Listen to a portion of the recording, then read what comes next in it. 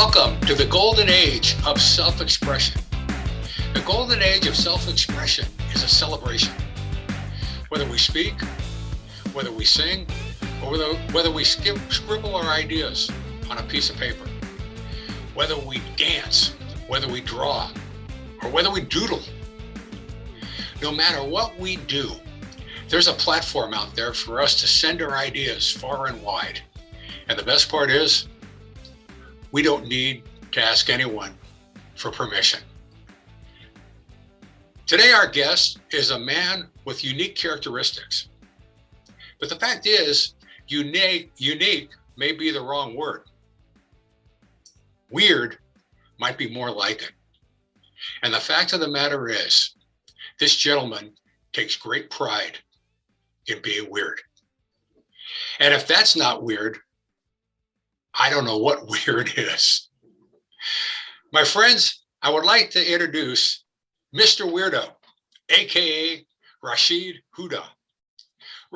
Mr. Weirdo, welcome to the golden age of self-expression. Thank you. Thank you, Steve. I appreciate that. I appreciate having you here, and I just can't wait to hear more about what you do and what you'd like to tell our audience. But before we get started, there's been a lot going on in the last year, and I'd like to know how you're doing, how you're staying happy and healthy as we go through these historical times. Well, funny you should ask that, because prior to the situation where everything changed, I was living a nomadic life. In other words, I was living in a mobile domicile. It was a mini RV that I lived in and traveled around the country. And when everything shut down, not only I had no place to go, I had no other place to work from, do anything from, go out to eat, whatever. So my daughter called and said, "Hey, Papa, why don't you just come over here and park your van outside our apartment, and you can use the apartment whenever you need to go take a shower or eat or work or whatever." So it was a temporary arrangement because we never thought it was going to go on forever and ever. Mm-hmm.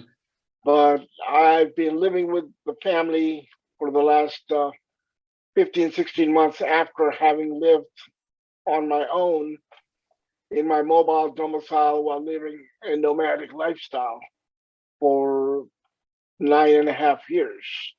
So yes, things happen, and I'm grateful that things worked out, and I've been home for the last 16 months with the family, and it's interesting. It's interesting. How did it work out? Did you find you became closer together, or you have some good times? Oh yes. Good. I mean, we were never really when I first moved out. Like I said, it's been out 10 years now, and it was July of 2011 when I moved out. So we're right back to July 2021, 10 years ago. And at first, my wife didn't like the fact that I moved out, and this is something that we had talked about for years, that when the kids went off to college, we'll go our separate ways, and that's what we did. And she didn't think that I would. However, after a couple of years, we just kind of came to realize that, hey, we're separate, but the children love us, we love the kids, and over the period of time, we became close friends, so to speak. So here we are 10 years later, all together. And so we were always a close-knit family, just I was living in a different place. Right. Okay. Well, good. Now your brand, your moniker, how did you come about calling yourself Mr. Weirdo? And what does that expression mean to you? Interesting question. Let's go back to 1984. I was living in Chicago at the time, and I had a summer opportunity to work as a counselor at a summer camp in Cleveland, Ohio. And I was there for 4 weeks, 3 weeks of camp, 1 week of preparation, 3 weeks of camp. And I met some interesting kids and some fellow counselors. And after the camp, I was returning to Chicago, and one of the counselors was on the same plane because she was going to Vancouver and she had to change planes at O'Hare. So we both were together on the plane. And this was the first opportunity we really had to get to know each other because that whole month at the camp went by just like that. And we were busy. We were busy. So we were talking, and I don't even remember what the subject was, but I said something to the effect that I'm kind of weird like that and never gave it a second thought. Fast forward a few months, and I get a greeting card in the mail for my birthday, and it had a caricature of a group of purple people standing on one side and this one lone green guy standing on the other side. And the card read, "If a being fails to keep pace with its contemporaries, it's because he hears a different drummer." And I opened the card, and inside it said, either that or he's a weirdo.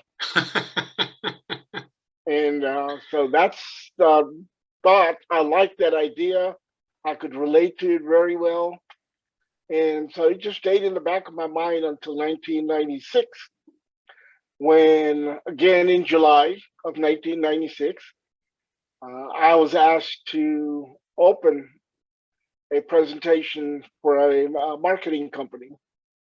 And I was asked to write the introduction so the host can introduce me. And the introduction that you used was the same introduction I had handed it to the host to introduce me, and she was not comfortable reading it at all because things were a little different 12 years ago than it is today.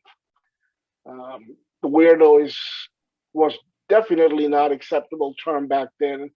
People still have difficulty accepting it, but I'm noticing that the newer generation, the younger generation, the generation that came after you and me, are more open to the idea of the word weirdo as someone who takes pride in being different. Because in our generation, that was a no-no. You can't. You had to mix in. There was no going your own way. Right. It was all about fitting in. Yes. Right. If you didn't fit in, you were a weirdo. You were an outcast. And that's why a lot of my friends have difficulty. They keep telling me, I know you. You're not a weirdo. And I'm telling them, well, here's the idea of what weirdo means to me. But they have difficulty because of their preconception to the word of what it means in their head. They couldn't see me as one.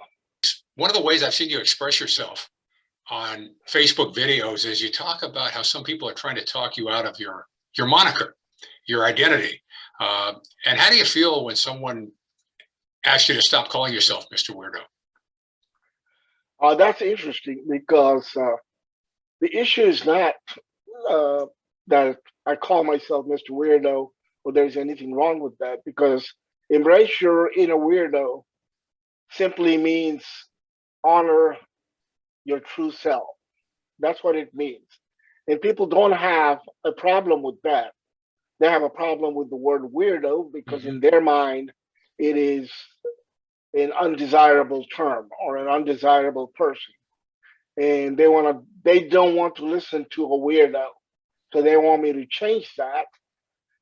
And essentially what they're telling me is, hey, we don't have a problem with you telling us to honor your inner self, but do it our way rather than doing it your way. And that just beats the whole purpose of the message that I'm trying to get across is that be your true self. Do it our way rather than do it your unique way. Yeah. Yeah, that defeats the whole purpose, doesn't it? It sure does. Right, right. It sure does. So how has a pandemic encouraged you to find unique ways to express yourself? Well, it wasn't so much the pandemic that made the effect for me.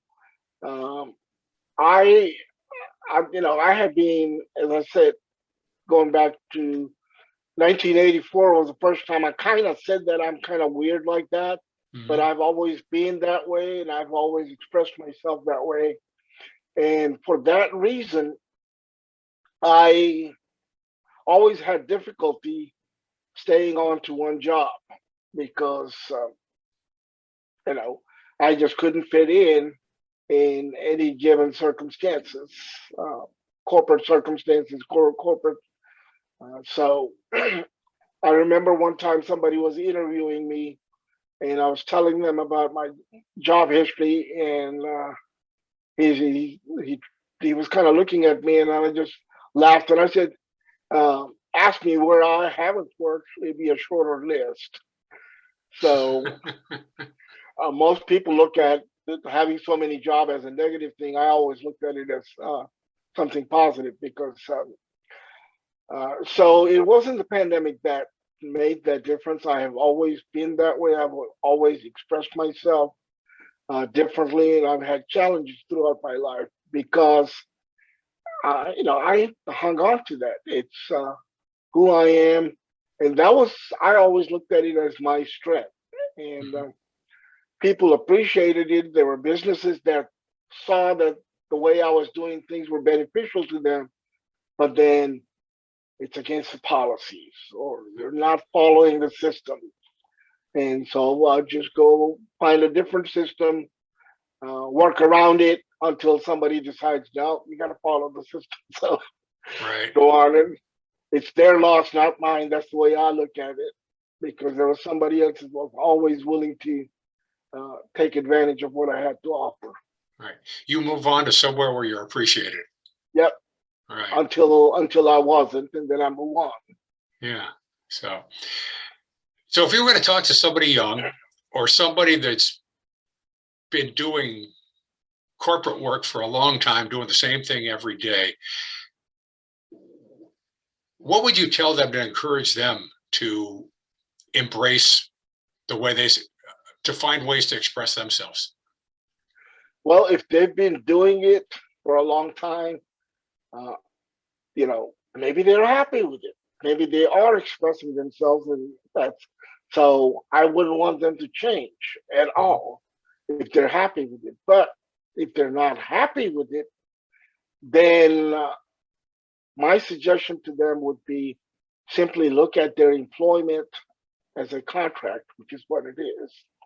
That's how I always looked at it. It was a contract between an employer and an employee, where both sides agreed to certain terms and conditions, compensation, how it was done, and what was expected to happen in that relationship. And I looked at it this way, that if I didn't live up to their expectation, they can terminate the contract. But at the same time, since it was a contract, if they didn't live up to my expectation and their end of the bargain, then I can terminate it. So if you're in a corporate world and if you're not happy with it, remember, it's a contract and you can terminate the contract anytime you want and move on with it.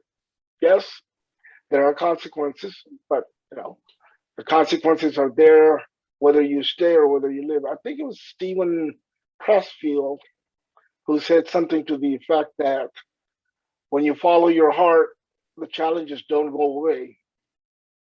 The only thing is, when you're following your heart, they make sense. Oh, that's powerful. Yeah. So I like that idea. Challenges are part of life. If you're happy and if you're doing, or Jim Carrey, Jim Carrey said, you could fail at doing something you don't like, so might as well do what you want. Right. So it's all mindset. It's all mindset. Yes. Right. And that's my message. Honor your inner self because you are unique. There's no ifs and buts about it. Right. So the whole idea is if you're following your heart, the mistakes won't go away, but they might be a little bit more manageable. Or I actually like how you said it. They make sense. Yeah. You're following your heart. Challenges are part of life. Mm-hmm. They're there because that's what you want to do, and you deal with it because that's part of the package. Mm-hmm. Just as it is a part of the package when you're working for corporate. But if you're not happy, then it's time to question it. Yeah, question it and find something that excites you. Yeah. Right. Make a decision. Yeah. So a lot of good conversation, a lot of good ideas that you've expressed. What's next for you? What's on your bucket list? What's on my bucket list? Your bucket list. That's a loaded question. Yeah. A loaded question. Well, the next item, or I wouldn't say the next item, but one of the major items on my bucket list is climbing Mount Everest. I was 49 years old. That was a long time ago, about 18 years ago. I set a goal to become the oldest person to climb Mount Everest. It was just out of the whim. I was I was beginning to learn the power of following your own path and deciding what you want to do rather than following, quote unquote, the social norm of what is considered acceptable. Mm-hmm. And I read some article about a guy who climbed Mount Everest. He was 66 years old. Oh, okay. And this was 18 years ago. And I said, I want to become the oldest person. He was the oldest American to have climbed at that time. And I said, I would want to be the oldest person to climb Mount Everest. And I just made up my mind. And I said, well, if it's 66, by the time I get to 66, somebody probably would have broken that record. So I set my goal to be 75. I said, I'm going to get there 75. And as I did the research, I found out that February to May is the best window in which to climb Mount Everest. And my birthday is in April. So I said, okay, 75th birthday, I'll be there. All right. So when that's the goal. So when will that be? 2029. 2029. Yeah, 8 years to go. Less than 80 years. All right. Well, you have to train for it, right? Yes. All and a couple of months ago, about last month, I think I saw an article of a guy who did just that, climbed Mount Everest at age 75, and he didn't even get started until he was 68. I've got another year before I can get started. All right. Well, that sounds good. No matter how old you get, you have to have those goals. You have to have that bucket list so that there's something to shoot for. A reason to live. I agree with that 100%. I said, that's what I told people when I walked Route 66. That's right. You walked Route 66. And how did that, please talk about that. I've always loved Route 66. When I first came to America, I went to college in Oklahoma, and I had two brothers who lived in Chicago. So I was traveling between Oklahoma and Chicago from time to time, when you had spring break, summer break, winter holidays. And back then Route 66 was the way to go. Mm-hmm. And so I had this affinity for Route 66, and I wanted to do something. And I also love photography. So I wanted to do a photo essay on Route 66. And as I started doing my research, I realized there was lots and lots of material online. And I thought, well, if so much is done, uh, what can I do?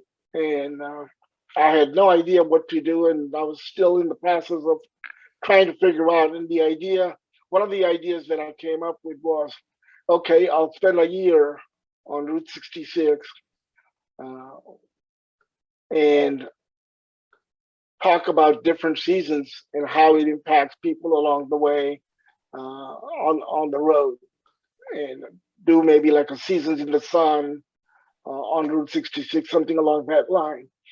And so I was doing research pertaining to that. And one day I was on my phone, and all of a sudden I get this pop up from Google saying, use your voice to find out how long the Wall of China is.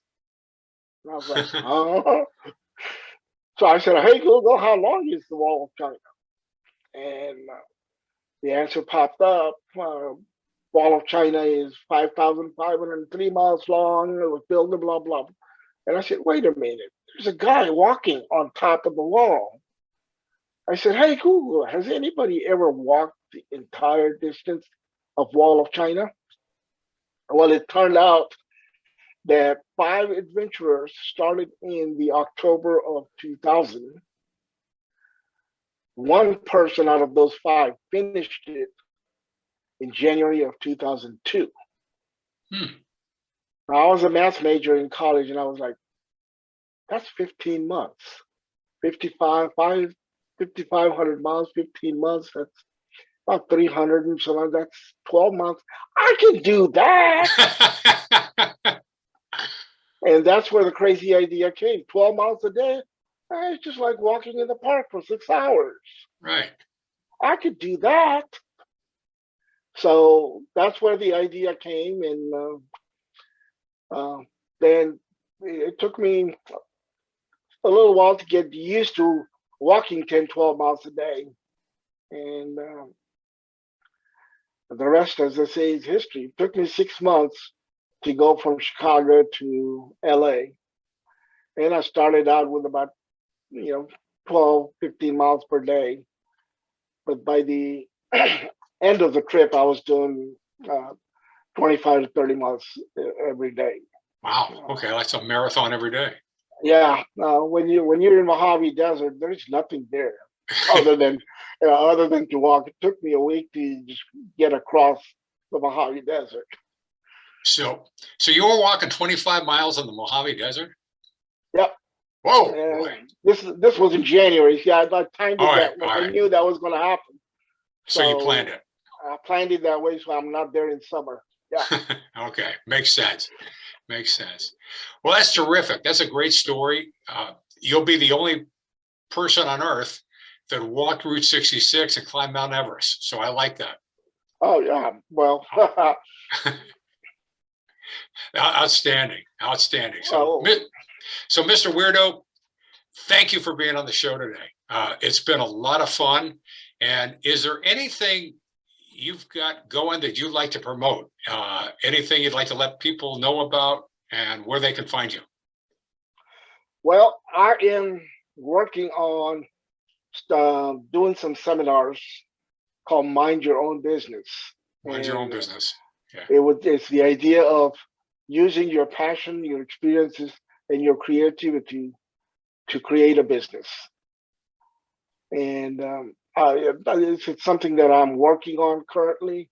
It's not in place. The idea has been around in my head for a long time. The title Mind Your Own Business came to me as a title for a book when I was taking a creative writing course back in 1990. Mm-hmm. So the idea has been around in my head for 30 years. I have created several businesses over the years. I am what you might call a serial entrepreneur. I call myself jack of many trades and master of some. So master of what? Master of some. Master of some. Okay, good. Jack of many trades, master of some. All right. And so that's my plan. the best way to reach me is Facebook. If you type www.facebook.com/Mr. Weirdo, as in MisterWeirdo, it'll take you to my page. All right.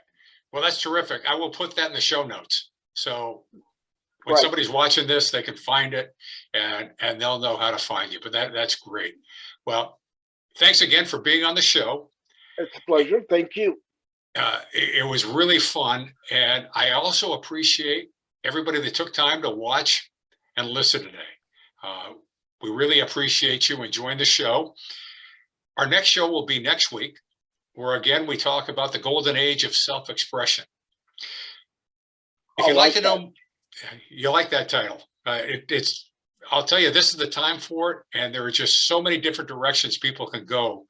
This truly is the golden age of self-expression. Yes. Now, to find out more about the golden age of self-expression, please go to our website.